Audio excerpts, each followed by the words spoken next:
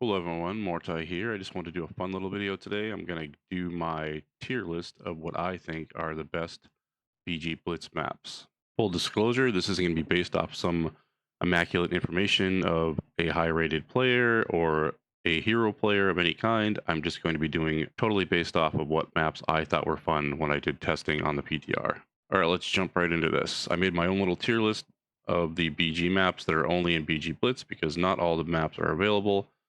So let's just jump right into this here. First map I want to do is Arathi Basin. I am just going to pop this right into S tier. This is one of my favorite maps, even outside of BG Blitz. Pretty much the perfect size, I would think, especially with the speed boost. It's got buffs all over the place. Those buffs that I talked about in some of my map videos. The shield buff, the speed buff, the stealth buff, cooldown reduction buff, all those things are all over this map. You can get to all the places on the map pretty easily without having to go around mountains or hills. The only place you have to worry about is lumber mill, which I think is fine. So you got a high point of lumber mill, you got a middle point of blacksmith, and you got a low point of mines. And then each side has their own little base depending on which side you start on. Board side has farm right off the bat. Alliance side has stables right off the bat. This is probably just based off total bias, but I've done this map so many times. I'll continue to do it even outside of BG Blitz. So many exalted characters with the League of Arather, the reputation you get from this map. I just love this map to death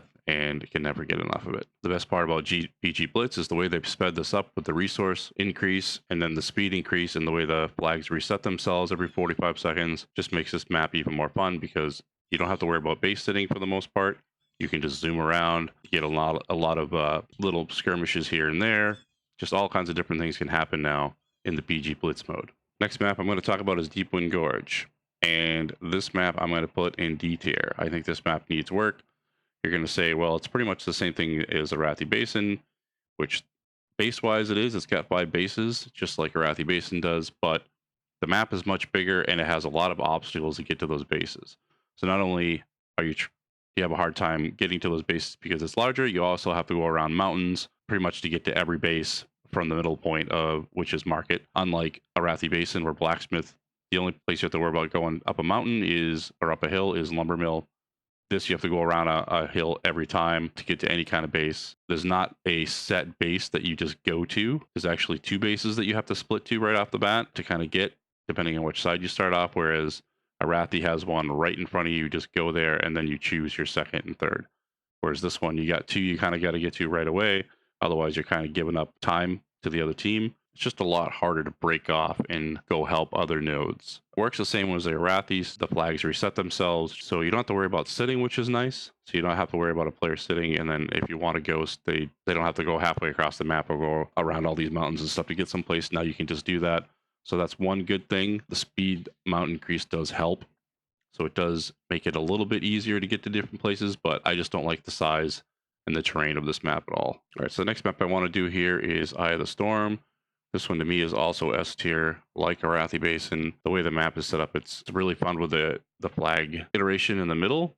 Gives it a twist. It's not just bases. One of the best things I think is, so the way the map starts off is Bell Reaver Ruins and Dragonflight Ruins are the maps that are open, and Mage Tower and Blood Elf Tower are actually disabled. So only 2 nodes at a time are available. What was happening before is you only really needed 1 base and run the flag. So you didn't have to worry about getting a second base. It wasn't that important as long as you had 1. They increased the resource rate on the bases. So it's going to be interesting to me to see how much they increased it, to see if getting a second base is going to be worth it now. There was a map that I was on that when I did this during the PTR testing, our team somehow, even though we were getting dominated in the team fight, was able to pull off a win because we were able to run enough flags and hold 1 base enough of the time that we were able to cap enough flags and win. So with the resource rate increased to the base, I'm interested to see how much that affects things and if 2 bases is going to be worth it. You can win with 2 bases, obviously, because it doesn't allow the other team to cap a flag. But what you'd run into is, I mean, if you're getting the flag every time, you didn't have to worry about the second base anyways. The other kind of neat thing is you will run into road fights, which is usually frowned upon. But now, since the bases are swapping, so say if someone grabs a flag and they cap it and Bell Reaver and Dragonflight Ruins are active, the bases will swap to Mage Tower and Blood Elf Tower, like I said. So you actually want to slow the other team from getting over there. So it's not just running to the base and trying to capture it. You actually got to slow the other team from getting there as well and swapping. There's a couple of the dynamics they added to this were pretty cool. It'll be interesting to see if they change anything else as far as the resource rate to the bases or anything. But this was one of the funnest maps by far when I was doing this on the PTR, like easily. So the next map here is Battlefield Grenades. The way this is working on BG Blitz right now, I'm actually putting this in F tier. This map in RBGs was already hard enough to come back from when somebody, as soon as one team controlled waterworks, and then say if you're horde side and you controlled mine, or alliance and controlled lighthouse, if you controlled two bases, it was incredibly hard to come back from, especially from the alliance side, because they were able to zoom back and forth a little bit easier between waterworks and lighthouse. And then they increased the resource rate too, so not only do you have to try to get one of those bases back from them as soon as somebody caps it, you're up against a clock that's a lot faster than it was before, like because of the increased resource rate. It doesn't work like the other flag maps like Arathi and Deepwind, where the flags reset themselves. It works the exact same way as it does in normal and in the normal BG RBG format, but the resources are faster. So it makes the map faster. So if you're getting dominated, then it goes a lot faster. But there's just no real counterplay to kind of a way to come back if your team is getting dominated. It's really, I mean, there's possibility of ninjas if you have a stealth class or a rogue or a druid or something like that. So you can do something like that to maybe get a base. But if your team is getting dominated, there's not really a way to come back. There's no real counterplay to that, and the game just goes faster. So this map, to me, they need to do something with it. Maybe make the flags kind of like Deepwind and Arathi. I think that would be better. They don't have to reset as fast as those flags. Maybe spread them out a little bit more, since it's only 3 nodes instead of 5. Maybe spread them out a little bit more. Maybe it's every minute they reset or become uncontrolled or something like that. But I think there needs to be something added to this to make this map a little different from the normal version, because the other maps have changes to them. The other flag maps have changes made to them that make them a lot different from the normal maps. So the next map I'm going to do here on this tier list is Mogu. So I'm actually going to put this on B tier. Some people really love this map because it's just a death ball. Other players do not like this map. I'm kind of in the middle. This is going to sound kind of cheesy, but if you're winning and dominating, this map is fun. But if you're losing and getting dominated, this map is terrible. When we first did this map during the PTR testing, it had 0 changes to it. It was the exact same as it works in RBGs normally. But they actually increased the resource rate gain from the middle and on the outskirts of the middle area. So you do gain more resources when you're holding orbs in the middle and on the outside. Now, the very outside, like the graveyard type outside, that didn't change at all. But on the inner parts, side the walls, the resources rates were upped, which I went over exactly how much they went up on my video about this map. But this map, again, if you're dominating, this map is so fun. Deathball maps in general, I think there should be more of them. But this one just seems, I don't know, it's really frustrating when you're getting dominated. It seems so hard to come back. And team comp and stuff can play into that. But I just think this needs something else added to it to kind of flip things up. Maybe 4 orbs is too much with 8 players.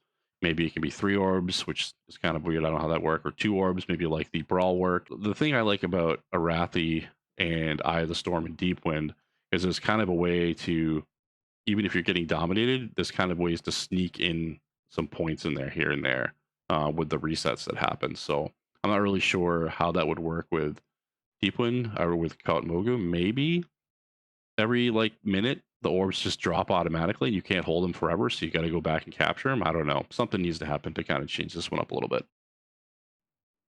All right, so the next map I'm going to do here is Silver Shard Mines. I'm going to put this one also at a B. They didn't make any changes to this map at all. For BG Blitz, it was already pretty fast. Works the same way as it does in RBGs. If you want to know how that is, you can go to, I have a video on this map as well. But they didn't make any changes to this one either. I don't really see you really needing to make any changes to it. Maybe 3 cards is too many for 8v8, but I don't know how you do 2 cards like they did in the 6v6 brawl. I don't know how you do that with 8 people. I think 2 is too small. So 3 is where it is.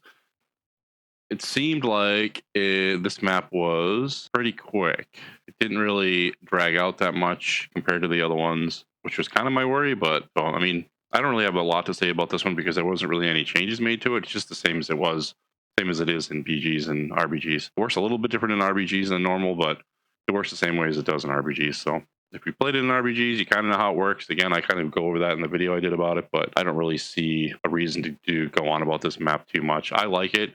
It's pretty straightforward. You can have a lot of little skirmishes off on some of the off carts. You can have big team clashes, so there's all kinds of things that can go on in this map. All right, so these next two maps I'm going to do, I never actually had to test in the PTR, so there apparently wasn't enough tanks queuing to be able to get one of these maps pop. So I'm going to do Twin Peaks first. This one is C tier to me. The map is really big for a flag carry map, I think. And then the bases themselves are a little awkward. One has ramps you have to go up, and then the other one you just kind of can run right into, the Horde side, except for the water side. But the Alliance side has hills and stuff, ramps you have to run up for some reason, whereas the Horde side is just flat, minus the water. But the water you can actually use to your advantage sometimes. But I mean, not a lot to say about this one either. So the one flag carry maps are pretty much the exact same with minus one change compared to normal RBGs. The only thing that's different is the stacks for holding the flag for taking damage stack up way faster. And the only way you can get these maps right now is with a tank. So that's the other thing to keep in mind too, which is another, apparently, like I said, there wasn't enough tanks queuing on the PTR when they did the testing to get one of these maps to pop. But overall, I mean, it isn't the worst map, but I don't like the size of it for a flag carry map. I think it's too big. It is going to be interesting to see how the buffs play out in this map. There is some cool knock points and stuff you can have. You can use the water to your advantage for kiting, stuff like that. But, overall, it is the most exciting map. It isn't the worst map, though. All right, the next map I'm going to do is Warsong Gulch. Again, this map is the exact same as it is on for normal RBGs, minus the stacking of damage for the holding the flag for too long. So tanks will go down pretty quick. Again, these maps can only pop, flag carry maps can only pop when a flag is, when you have a tank in your team. But Warsong is one of my favorite maps. It's A tier. The map is just the right size. This is another map I played the crap out of over the years, so I always love this map when I get it. Never upset. Again, the only thing different than normal RBGs is the stack up faster for holding the flag. So one thing I'd like to say about the flag carry maps is my worry is you're not going to see these pop nearly as often as non-flag carry maps for a couple of reasons. One, there's only two of them, so I think maybe another flag carry map or two, if they're going to do more maps, maybe that's what they should focus on, some kind of flag carry map. Eye of the Storm is kind of a flag carry map, but it also has the base aspect, so it's a little different. Deepwind Gorge used to have bases in a flag. Or a cart carry, actually. It wasn't really a flag.